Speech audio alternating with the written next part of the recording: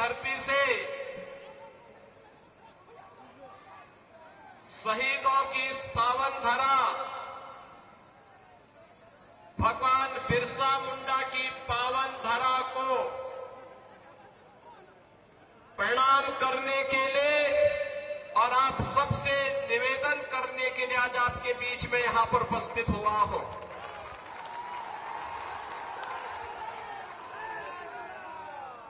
दीपावली का पर्व आपने अभी बड़े उल्लास के साथ संपन्न किया है और आज से छठ महापर्व का भी आयोजन प्रारंभ होने जा रहा है। आप सबको मैं छठ की हृदय से बधाई देता हूं और छठी माई आप सबके जीवन में खुशहाली लाए, इसकी भी प्रार्थना करता हूं। बहनों और भाइयों, आपने अभी पिछले दिनों हरियाणा विधानसभा के चुनाव के परिणाम को देखा होगा। हरियाणा के चुनाव के पहले सभी लोग क्या बोलते थे और जब चुनाव के परिणाम आए तो अकेले भारतीय जनता पार्टी 2/3 से अधिक सीट जीती और कांग्रेस धराशायी हो गई। हरियाणा के लोगों से जब पत्रकारों ने पूछा कि चुनाव के पहले तो लगता था कि कांग्रेस और उसके सहयोगी जीतेंगे, ये कैसे हुआ?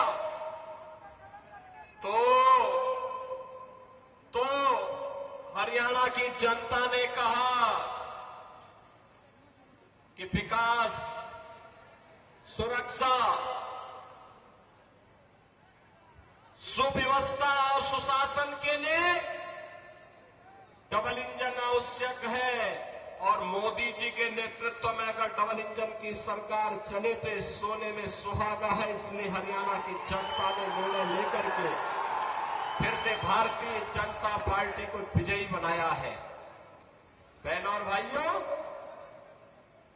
हमारा ये झारखंड एकोडर्मा प्राकृतिक संसाधनों से भरपूर है। धरती आबा भगवान बिरसा मुंडा की पावन धरा है, शहीदों की धरा है। देश की आजादी के लिए अकेले कोडरमा से एक नहीं, 4 हुतात्माओं ने अपना बलिदान दे करके इस देश को ब्रिटिश हुकूमत से मुक्त करने के लिए अपना योगदान दिया था। लेकिन आज क्या हो रहा है झारखंड में? मैं देख रहा था, एक आलमगीर आलम थे, औरंगजेब, देश को लूटा था उसने, देश के पवित्र मंदिरों को नष्ट किया था उसने।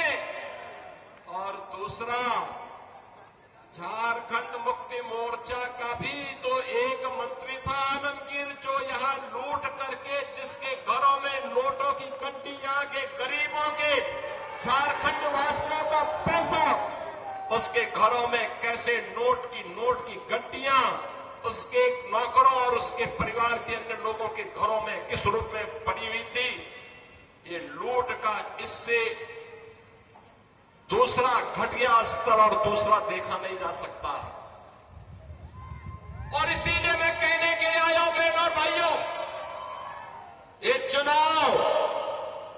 चुनाव उसी विकास के नाम पर जिन लोगों ने आपको छला है उसको जवाब देने का एक अवसर भी है। भारतीय जनता पार्टी, जहां कहीं पर भी भारतीय जनता पार्टी की सरकारें हैं, उन्होंने विकास का एक मॉडल दिया। सम्मान किया। आप यही सोचिए, 1947 में देश आजाद हुआ था।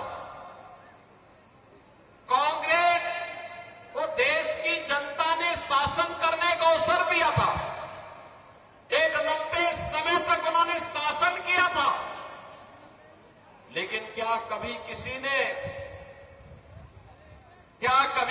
ने गरीबों के लिए ईमानदारी से कोई योजना चलाई? बहनों और भाइयों, मोदी जी जब 2014 में प्रधानमंत्री बने थे, मीडिया ने उनसे पूछा था कि प्रधानमंत्री बनने के बाद आपका एजेंडा क्या होगा?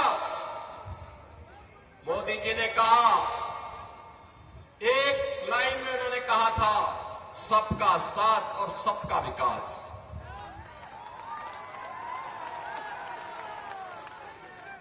जाति, मत और मजहब के आधार पर नहीं, क्षेत्र और भाषा के आधार पर नहीं, बल्कि हर गांव का विकास होगा, हर नगर का विकास होगा।